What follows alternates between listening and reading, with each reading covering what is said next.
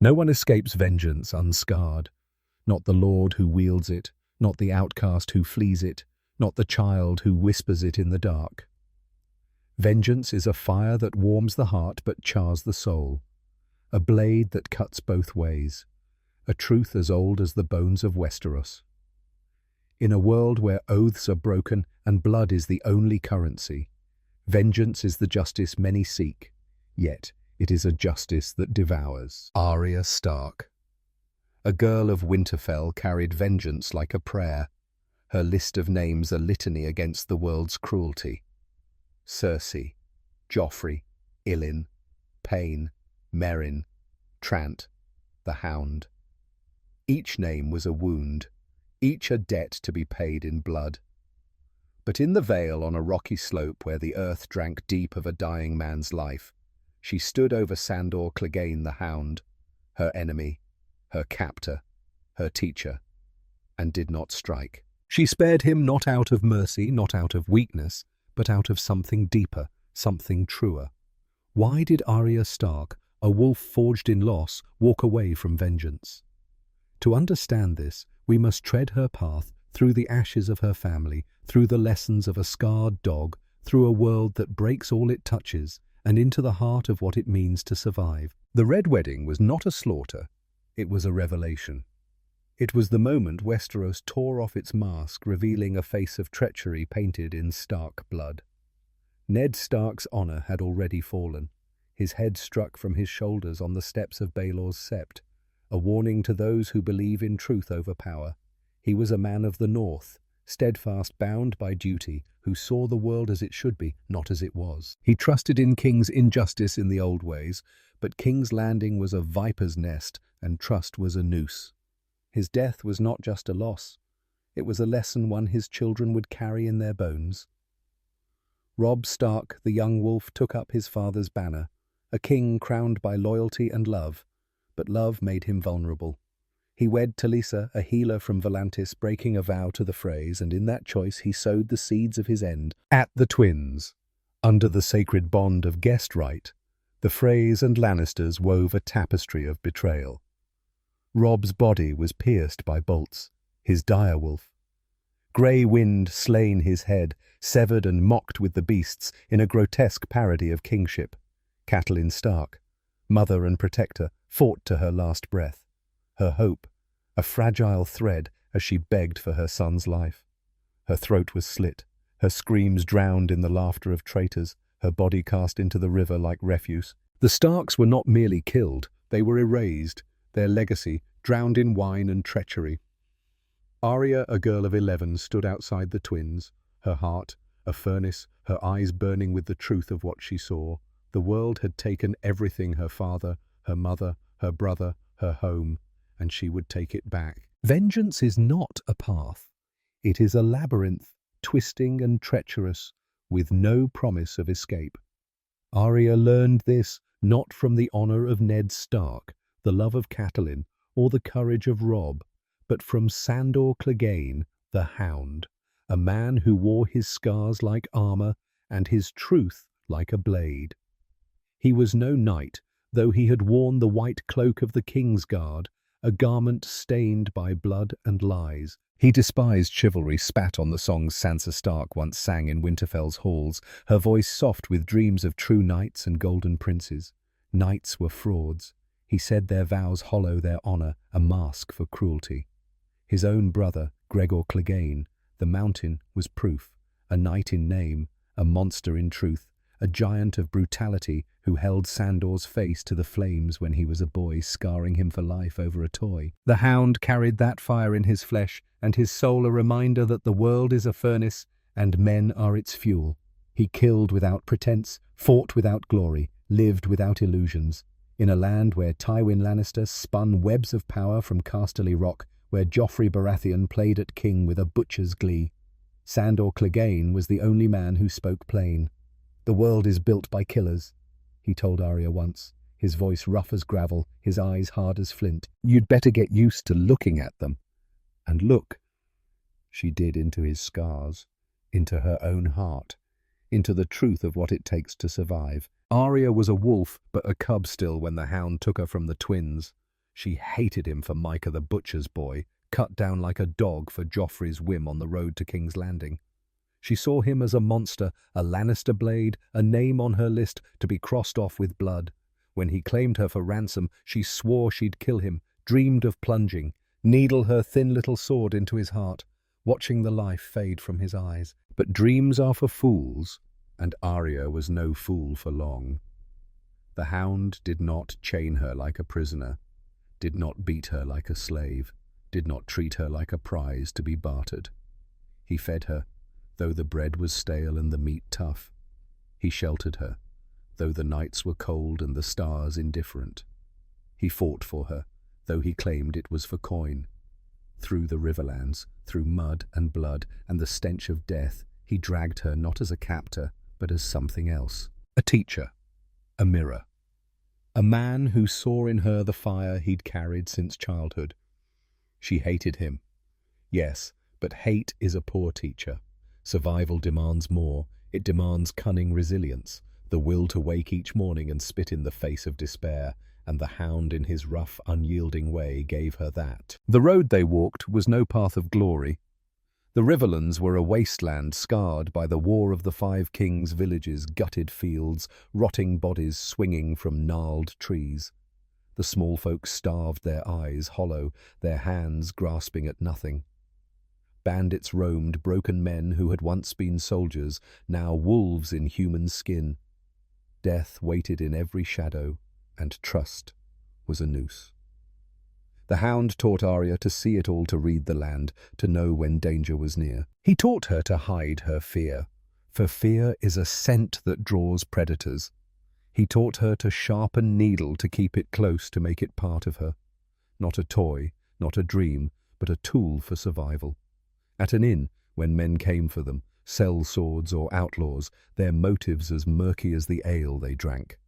The Hound fought, not with the grace of a tourney knight, but with the savagery of a cornered beast. He cut through flesh, broke bones, spilled blood, until the floor was slick and the air thick with the coppery stench of death. Arya watched her small hands clutching needle, her heart pounding. He did not fight for honor or glory, he fought to live, and in that moment she saw it to survive. You must be the blade, not the sheath. You must strike first, kill before you are killed. Her first kill was no triumph. It was a necessity. A boy's life ended by her blade as he lunged for the Hound, his eyes wild with greed or desperation. Needle pierced his belly, and he fell a boy, no older than she, his blood warm on her hands. The Hound did not praise her, did not comfort her. He nodded as if to say, "This is the way." It was not a moment of glory, but of truth. The world does not care for your innocence, your youth, your dreams. It demands you act, or it will act upon you. Arya learned this lesson in blood, and the Hound was her guide. He taught her to move, to strike, to kill if she must not, with words but with action, with the raw, unyielding reality of their journey. He showed her that survival is not a gift, but a theft, a thing you wrench from the jaws of fate with bared teeth and bloodied hands. Vengeance was the Hound's shadow as it was Arya's. His own list had one name, Gregor. The brother who burned him, who towered over Westeros like a plague, a giant of cruelty clad in steel. Sandor's hate was a furnace, but it was not blind. He knew vengeance alone consumes a lesson learned in the long years of living with his scars. He saw it in Arya's eyes, that same fire. And he did not douse it, he tempered it. Kill clean, he might have said, though his lessons were never so neat. He showed her the difference between rage and purpose. Rage makes you sloppy, reckless, a fool who dies with a blade in her gut. Purpose makes you deadly, a shadow who strikes and vanishes. When she recited her list, her prayer of names, Cersei Joffrey, Ilyn Payne, Meryn Trant, the Hound. He did not mock her. He understood. But he showed her that a list is not enough.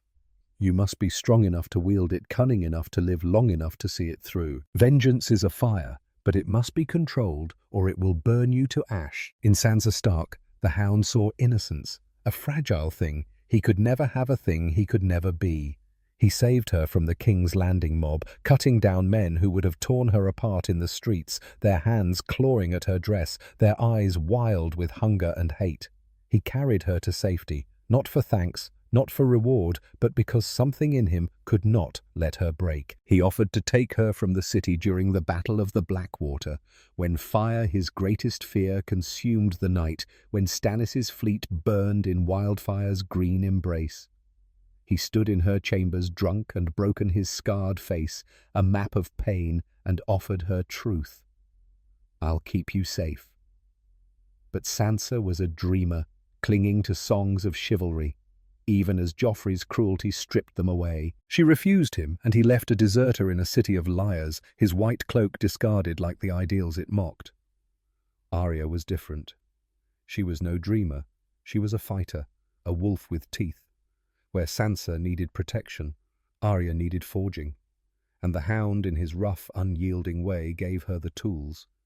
He taught her to see the world as it is, a place where trust is a noose, where mercy is a risk, where only the sharp survive. Their journey was no ballad, no tale for singers. It was a march through hell, a path of mud and blood and endless nights. The Hound dragged Arya through the riverlands, past villages gutted by fire, past fields where crops rotted and the air was thick with decay. He taught her to steal, to take what you need, because no one will give it. He taught her to lie, to hide her name, her face, her truth, because a Stark in the open is a Stark dead. He taught her to watch, to listen, to know when to run and when to fight. At every step she resisted him, her hate a shield, but she learned. She learned because she had to. When danger came, a pack of wolves, their eyes glinting in the dark. A band of outlaws, their blades rusted but sharp. A storm that turned the world to mud and misery. He stood between her and death. Not because he cared, he'd say, his voice a growl, his eyes averted. He claimed it was for gold, for ransom, for survival. But lies are for knights, and the Hound was no knight. He fought for her because something in him, buried deep beneath the scars and the snarls, saw her as more than a prize. She was a spark, a flame, a thing worth keeping alive. The nights were no kinder than the days, under stars that offered no warmth. They camped in the wild, the Hound's growls and Arya's silence, their only companions. By the flicker of a small fire, he told her of his past, though the words came hard, laced with drink and pain. He spoke of a boy who loved a toy knight, who dreamed of something better, only to have it burned away by a brother's cruelty. "That boy was gone," he said, replaced by the Hound. A dog who served, but never trusted, who fought, but never believed. Arya listened, her face unreadable, her heart a tangle of hate and something else. She did not pity him. She was too fierce for pity, but she understood. Her own dreams had burned. Winterfell's warmth, her family's laughter, the hope of a world that cared. They were alike in their way. Two souls marked by loss, driven by fire. And in that understanding she began to learn not just from his actions, but from his existence. To survive is to carry your scars, to wear them, to make them part of your strength. The Red Wedding was a wound that never closed. For Arya it was the end of everything she knew. Her mother's scream, her brother's body, the betrayal of those they trusted. It was a lesson in the cost of faith. The Hound did not let her dwell on it. He did not let her grieve. Grief, he knew, is a luxury for the safe, and the Riverlands were anything but safe. Instead, he pushed her forward through the mud, through the blood, through the pain. He showed her that the only way to honor the dead is to live to fight. To refuse to break his lessons were harsh, but they were true.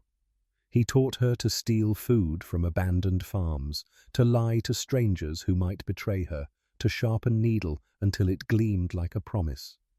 He taught her to read the wind, to hear the rustle of danger, to trust no one but herself.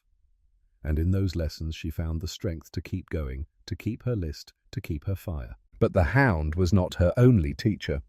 The world itself was a cruel instructor, and Westeros was a classroom of blood. Tywin Lannister, the architect of the Red Wedding, taught her that power is a game won by those who play without scruple. His mind was a blade, his will a fortress. But even he could not outrun fate.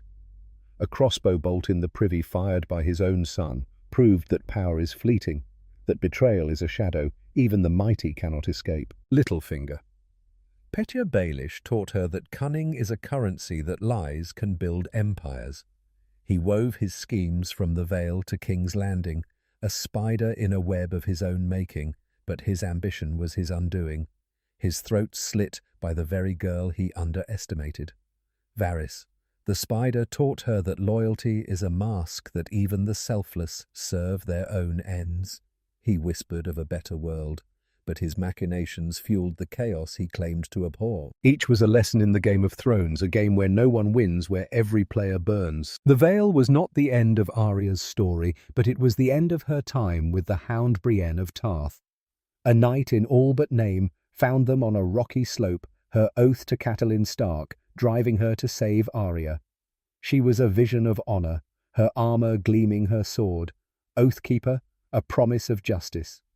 But honor is a lie in a world of killers, and the Hound saw her as another fraud, her ideals as false as the knights he despised. They fought, and it was no dance of blades. It was brutal, raw, a clash of steel and bone.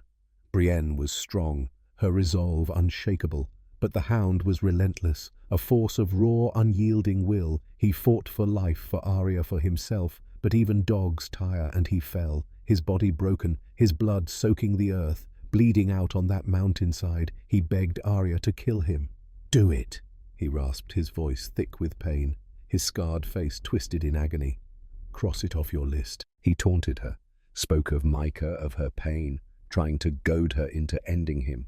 He spoke of her mother's death, her brother's betrayal, each word a knife to her heart. But she didn't strike. She stood over him, her face unreadable, her eyes older than her years, hardened by loss, sharpened by truth. And then she walked away, not out of hate, but out of something deeper, respect, understanding. She spared him, and in that moment she was no longer the girl who fled the twins. She was something more, something sharper, something forged. Why did Arya Stark spare Sandor Clegane's life? Because she saw herself in him.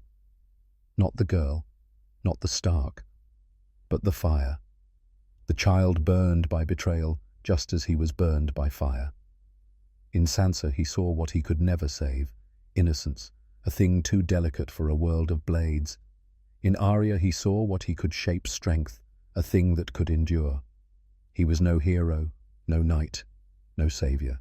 He was a killer, a dog, a man who lived because he refused to die. But in Arya he saw a spark that could outlast the flames, a flame he had helped kindle, and she saw it too. She spared him, not because she forgave him. Forgiveness was not in her nature. Not then. She spared him, not because she pitied him. Pity was a luxury she could not afford. She spared him because she understood him. He had taught her to survive, to steal breath from a world that chokes you, to be a wolf in a den of lions. Killing him would have been vengeance, a name crossed off her list, a fleeting satisfaction, but sparing him was something greater acknowledgement. He had given her the tools to live, to fight, to endure, and she would use them not to end him, but to walk her own path. Vengeance is a fire, but it is not the only fire. Ned Stark's honor was a flame that burned too bright, too pure a beacon in a world that thrives on shadows. He believed in truth, in duty, in the old ways, but the old ways were a trap, and King's Landing was a graveyard for the honorable. His death was a lesson, one that echoed through his children, through the North, through the ages. Cersei Lannister's love was a fire that consumed her, her children. Joffrey Myrcella Tommen, her only light in a world of enemies. She schemed, killed, betrayed to protect them, to secure their throne, but love blinded her. She saw threats in every shadow, but not in the mirror, not in her own ambition. Her children fell one by one, and the pyre of her dreams claimed her, too crushed beneath the weight of her own making. Jon Snow's burden was a fire that never warmed him, his duty to the Night's Watch, to the North, to the truth of his Targaryen blood, a weight that bent but never broke him. He fought, He died, he rose, but duty exiled him.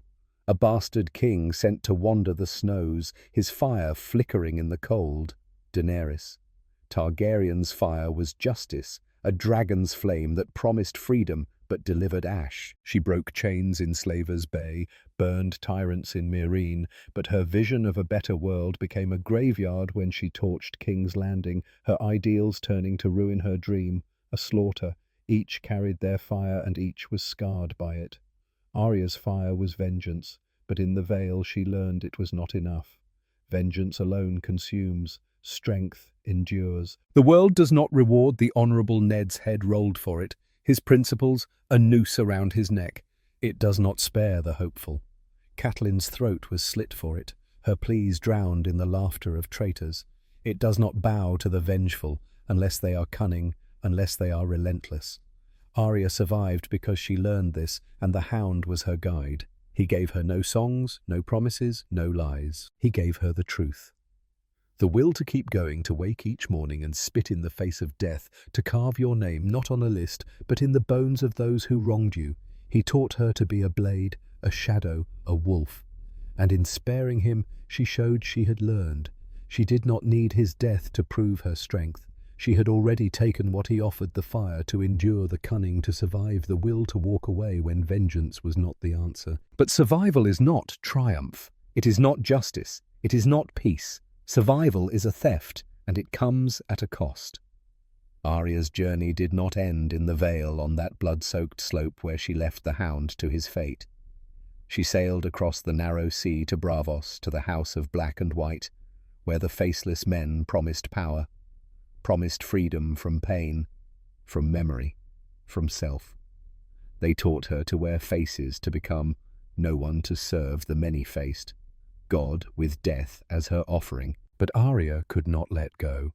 Her list, her fire, her name, they tethered her to who she was, to the girl who saw her family die, to the wolf who learned from a dog. The Hound's lessons echoed in those dark halls, in the cold stone of the temple, in the whispers of the faceless men. To survive, you must be cunning, sharp, ready to kill. But you must also know who you are, or you will lose yourself to the shadows. She learned their arts, their secrets, their deadly grace, but she rejected their creed. She was not no one. She was Arya Stark of Winterfell, and she would not forget. When she returned to Westeros, she was a killer, a shadow, a force of vengeance. She crossed names off her list with ruthless precision. Walder Frey, the architect of the Red Wedding, died by her hand, his throat slit. His house poisoned, his legacy turned to ash. Littlefinger, the schemer who betrayed her father, who played the Game of Thrones with a smile, met his end in Winterfell's great hall, his cunning no match for the wolf he underestimated. Each kill was a debt paid, a name erased, but each was also a weight, a scar, a piece of the girl she had been. The Hound had taught her to kill clean, to strike with purpose, and she did. But he had also taught her something deeper, that survival is a choice, and it is never free. Every step she took, every life she ended, carried her further from the child who ran through Winterfell's courtyards, laughing with Jon Snow, dreaming of adventure. She was a wolf, yes, but a wolf alone. Her pack scattered her home, a memory. The long night came, a darkness that swallowed the world. The dead marched, their eyes blue as ice, their hunger endless. Arya fought not for glory, not for honor, but for life. In the halls of Winterfell, amidst the chaos of steel and screams, she struck the blow that ended the Night King, shattering his army, saving the living. It was a deed that would make her a legend, a name sung by bards, carved into the annals of the North. But legends are lies, and Arya knew it. She did what she had to, what the Hound had taught her: survive, fight, endure. She did not seek the songs, the crowns, the glory. She sought the next breath, the next step, the next fight. And when the war for the Iron Throne followed, when Daenerys Targaryen's dragons turned King's Landing to ash, Arya saw the truth again. Power corrupts, fire consumes. The Game of Thrones destroys all who play it, whether they wear a crown or a beggar's rags. She sailed west into the unknown, beyond the maps of men, beyond the reach of thrones and betrayals. She was not a hero, not a queen, not a savior. She was a survivor, a wolf who had learned to bite, to run to live. And somewhere in the shadow of a scarred man's memory, the hound's growl lingered. "Keep going, little wolf. The world won't stop for you." It was not a comfort, not a promise, but a truth, the only truth that mattered, only. The hound had given her the tools to survive, not by shielding her, not by coddling her, but by showing her the world's teeth and teaching her to bite back. He had shown her that vengeance is a fire, but strength is a forge, a thing that shapes, that endures. And in the Vale, when she spared his life, she proved she had learned not just to kill, but to choose to understand, to walk away when the fire of vengeance was not the answer. Westeros is a graveyard, its history written in blood. The Iron Throne, that jagged seat of power, is slag melted by dragonfire, a relic of a game no one could win. The dragons are gone, their roars silenced, their flames extinguished. The great houses, Stark Lannister, Targaryen, Baratheon, are scattered, their banners torn, their names fading into myth. Power shifts like sand, loyalty faster, a dance of knives that never ends. Jon Snow carried his duty like a chain, his honor a burden that bent but never broke him. He was a bastard, a king, a dragon, but duty exiled him, sent him to wander the snows, his fire flickering in the cold. Tyrion Lannister, the imp, spoke of cunning, of survival, of a world where wit could triumph over steel. But even he could not outrun fate, his schemes a fragile shield against the weight of history. The Game of Thrones is no game at all. It is a pyre, and all who play it burn. The Hound knew this. He lived it. He was no player, no schemer, no dreamer. He was a dog, a killer, a man who survived because he refused to die. He served the Lannisters, wore their cloak, but he never believed their lies. He fought their battles, spilled their blood, but he never sought their crowns. He saw the world for what it was, a place of killers, of betrayers, of fires that consume. And in Arya he saw something more, not a prize, not a ransom, but a spark, a flame that could outlast the dark. He taught her to survive, not by giving her hope, not by giving her love, but by giving her truth. He taught her to be cunning, to be sharp, to be a wolf. And when she stood over him in the Vale, her sword in hand, her list burning in her heart, she chose not to kill him. She chose to walk away, to let him live or die by his own fate, to take the strength he had given her and make it her own. What is the revelation of Arya Stark's choice in the Vale? Not that she was merciful. Mercy was a stranger to her, a thing she could not afford. Not that she was weak. Weakness was a death sentence, and she was no corpse. It is this: vengeance is a fire, but strength is a forge. To spare a life is not to forgive, not to forget, but to understand. Arya spared Sandor Clegane because she saw the truth he taught her. The world does not care who you are, only what you do. To survive, you must be the blade, the fire, the wolf that bites before it is beaten. But you must also know when to walk away, when to let the fire burn without you, when to choose strength over satisfaction. The Hound gave her the tools to live, to fight, to endure, not by shielding her, but by showing her the world's teeth. He taught her that survival is a theft, a thing you steal from a world that takes everything. And in sparing him, she proved she had learned not just to kill, but to choose to understand, to be more than her list, more than her pain, more than the girl who saw her family die. The wind howls through Westeros, carrying the screams of the fallen Ned Stark's honor, Robb Stark's love, Catelyn Stark's hope. They are dust scattered by time, lost to the snows of the North. Cersei's love, Daenerys's fire, Jon's duty. They are ash burned in the pyre of their own making. The Iron Throne is nothing. The Game of Thrones a lie, a dance of shadows that consumes all who step into its light. But Arya's fire burns, still a flame kindled in the shadow of a scarred man's growl, a flame that no storm can extinguish. She spared Sandor Clegane because she understood the world breaks all it touches, but some learn to break it back. And in that truth she found the strength to walk away, to live, to be a wolf in a world of ruins. That is the legacy of Sandor Clegane. Not a song, not a crown, but a spark that outlasts the dark, a truth that endures when all else falls. The Hound was no knight, no hero, no saviour. He was a teacher, a mirror, a flame. And in AryaStark his lessons live on, sharp as Valyrian steel, relentless as the wind, eternal as the fire that burns in the heart of a wolf.